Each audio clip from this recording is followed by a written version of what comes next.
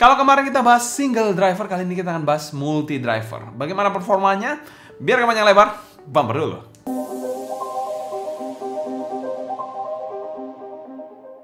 Halo semua, selamat datang di channel Soundikti bersama dengan saya Sebastian. Seperti biasa akan sharing info dan racun mengenai dunia personal audio, baik itu audio portable ataupun desktop audio. Berbicara soal brand satu ini, Ross Technics. Yes, mereka tidak hanya membuat inner monitor, tapi mereka juga memiliki produk-produk lain. Sebut saja seperti TWS dan juga DEC-M. Tapi kali ini kita akan fokus pada inner monitornya saja dari seri audiophile mereka, yaitu Star City 5 Pro. Yang menggunakan single dynamic driver dan dua balance armatur per side sebagai jeroannya. Berbicara soal sensitivitas, dia memiliki sensitivitas 104 dB dengan impedance 24 ohm. Kalau berbicara kabel juga kalian gak usah pusing ya, karena dia juga memiliki kabel yang detachable. Cuma sangat disayangkan dia masih menggunakan konektor MMCX. Sebenarnya MMCX gak ada masalah sih sebenarnya.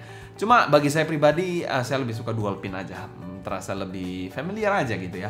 Tapi MMCX setidaknya dia menggunakan MMCX yang universal, tidak seperti Akustun. MMCX single pin itu akan pusing banget kalau kalian mengganti-ganti kabelnya dengan MMCX single pin. Karena di pasaran rata-rata yang umum adalah MMCX biasa. Dan kita mau thanks berat juga untuk Ross Technics sebagai sponsor video review kali ini. Link pembelian saya taruh di kolom deskripsi bawah buat kalian yang tertarik. Dan 100% review ini adalah opini pribadi saya. Selanjutnya kita bahas packaging dari inner monitor satu ini. Packaging dari inner monitor satu ini bisa dikategorikan cukup oke lah. Dan juga cukup lengkap isinya. Di dalamnya ada inner monitor tentu saja, case splitter seperti ini, R-tips yang cukup banyak, kabel, juga ada sebuah adapter USB-C ke 35. Mengingatkan sekarang HP-HP sudah tidak ada koneksi 35-nya. Jadi ya dia kasihkan USB-C ke 35. Jadi itu sangat membantu banget. Mungkin itu bisa dijadikan sebuah kelengkapan yang harus ada pada setiap inner monitor zaman now sih. Dan secara umum kami berikan skor B+ untuk packaging dari inner monitor satu ini. Cukup berkesan untuk packagingnya, kelengkapannya juga oke. Saya nggak terlalu banyak komplain sih untuk kelengkapannya. Selanjutnya kita bahas build quality dari inner monitor satu ini. Oke, build sendiri dari inner monitor satu ini merupakan campuran dari bahan aluminium dan juga plastik ya, kalian bisa lihat di sini ya. Dan housingnya ini berwarna hitam pekat untuk bagian dalamnya. Tidak terdapat fan hole di bagian dalam housingnya sama sekali juga di sini. Untuk nozzle-nya sendiri berbahan metal, kalian bisa lihat di sini bahannya metal berwarna brass seperti ini ya. Berbeda bahan dengan housingnya. Untuk nozzle-nya sendiri bisa dikategorikan cukup lurus dan kita akan ukur sama-sama diameternya di sini. Untuk diameternya sendiri adalah 5,7, 5,8 lah, 5,7 atau 5,6 atau 5,8. Anggap aja selisih plus minus 1 mm. Untuk nozzle-nya sendiri bukan nozzle yang super panjang banget dan sudah ada lipsnya di sini untuk mencegah air tips gampang lepas dan sudah ada filternya seperti ini. Untuk bagian faceplate-nya sendiri cukup menarik di sini, dia memiliki dua bahan yaitu bahan plastik dan juga bahan metal dan terkesan futuristik karena ada campuran dua bahannya ini. Nah, kalau kalian lihat lebih jelas ada tulisan Lightyear di sini dan sebuah fan yang terpampang nyata di bagian depan seperti ini. Di inner monitor ini juga ada permainan tekstur di bagian sini dekat pinnya dan juga di bagian faceplate-nya yang lebih menonjol jika dibandingkan dengan faceplate bagian lainnya. Untuk kabelnya sendiri adalah kabel MMCX yang universal, sudah ada air hook yang preform seperti ini. Untuk bahannya sendiri adalah 6NOCC monocrystalline copper ya untuk bahan kabelnya dengan warna hitam bersleeving fabric seperti ini dan ini lebih tipis jika dibandingkan dengan Quad C kabelnya. Kalau untuk chin slider dan splitternya sama-sama berbahan metal ya. Di sini bahannya plastik untuk chin slider, yang splitternya berbahan metal dengan kabel bagian bawah ini two braid yang twisted seperti ini. Cukup rapih untuk kabelnya, tapi memang agak sedikit kaku yang saat di sleeving seperti ini dan bukan yang tebal-tebal banget sih kabelnya. Dan untuk jacknya adalah jack 3,5 mm straight plug gold plated. Untuk build quality-nya kami berikan skor B solid. Bicara soal housingnya, mouse part-nya ini sangat disayangkan. Dia mouse part-nya adalah plastik. Saya lebih prefer yang metal sih sebenarnya. Lalu kalau bicara soal desainnya, saya nggak ada masalah, desainnya pretty good menurut saya. Tapi kabelnya masih kalah dengan Quad C yang kita bilang lebih kekar kabelnya ya. Di sini lebih terkesan lebih tipis gitu kabelnya. Walaupun sama-sama braided. Oke, selanjutnya kita bahas fitting dari inner monitor satu ini. Fitting dari inner monitor satu ini housingnya bisa dikategorikan sedang ya. Jadi ya cukup oke lah menurut saya. Selain itu bentuknya cukup ergonomis, tidak ada sudut-sudut tajam ataupun fin yang aneh-aneh sama sekali. Untuk bobotnya sendiri, baik housing maupun kabelnya bisa dikategorikan cukup ringan, jadi tidak ada masalah di situ. Dan untuk pemakaiannya sendiri adalah regular fit over ear seperti ini. Untuk kekedapan dan gripnya di sini digoyang-goyang gini pun tidak ada masalah sama sekali saat penggunaan, dan disclaimer di sini kita menggunakan airtip silikon dengan size M-nya. Dan overall tipe pemakaian dari Inner Monitor 1 ini bukan tipe yang super enak banget, yang panas banget gitu juga.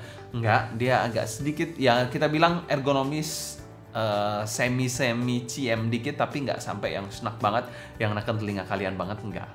Fittingnya sendiri seperti kalian gunain inner monitor mainstream sih pada umumnya. Dan secara umum kami berikan skor B+ untuk fitting dari Inner Monitor 1 ini. Fitting yang bisa dikategorikan cukup versatile dan tidak akan bermasalah untuk semua jenis telinga saya rasa. Selanjutnya kita bahas sound quality dari Inner Monitor 1 ini. Arah suara dari Inner Monitor 1 ini mungkin bisa saya kategorikan mild V atau agak U-shape ya. Patokannya dari IF Neutral 2023 ya. Dan memang ada sedikit boosting di bagian bass ya, dan juga bagian treble-nya. Untuk di drive sendiri sebenarnya menggunakan smartphone aja bisa menurut saya, tapi lebih mantap kalau menggunakan dongle sih. Dan untuk suara yang saya suka, selera saya pribadi adalah neutral warm sounding.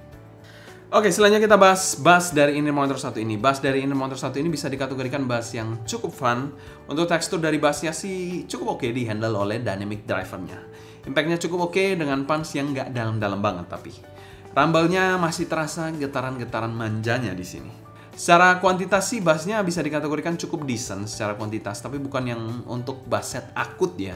Jadi bukan untuk bass set yang super horek banget, enggak ya. Kalau kualitasnya sih cukup nice, bersih, dikasih lagu double pedalan juga masih bisa ngikutin. Pada lagu Dragon Force Through the Fire and Flame juga masih bisa ngikutin.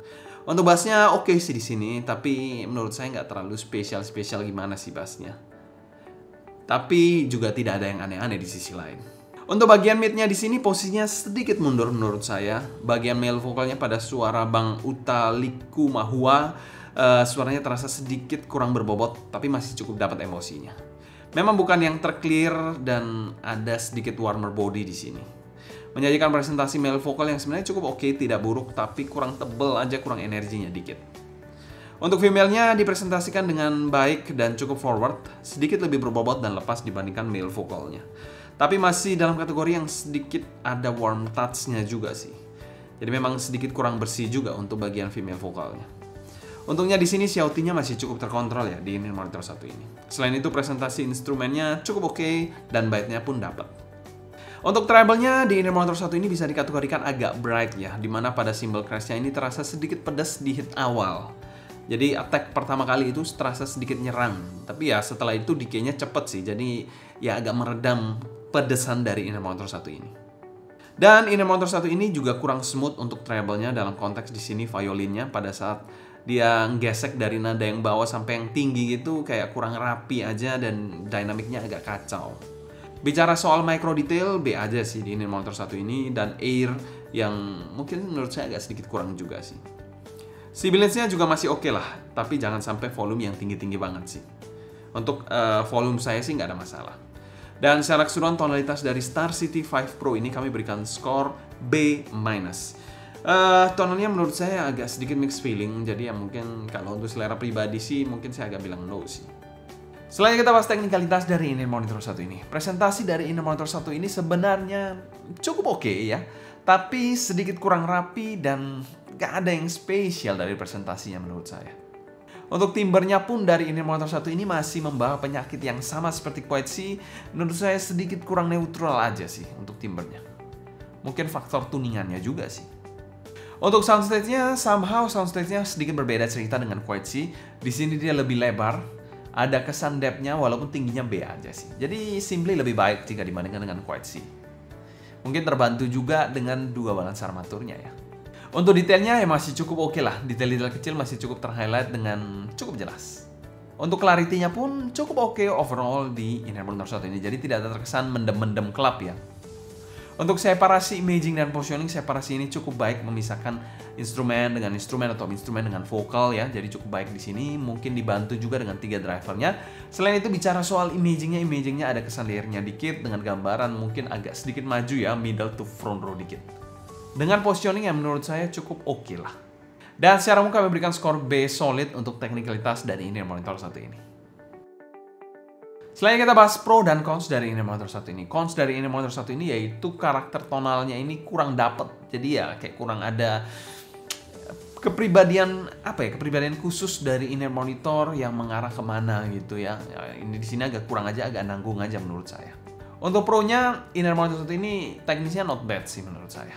Dan secara umum untuk value for money dari Inner Monitor 1 ini kami masukkan pada kategori fair value dan kami berikan skor B solid di angka 1 jutaan.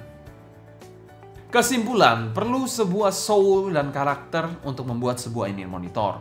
Sayang sekali ROS Technics mungkin butuh belajar untuk memberikan soul dan karakter pada Inner Monitornya agar bisa mendobrak pasar audiophile yang kita bilang super rewel ini.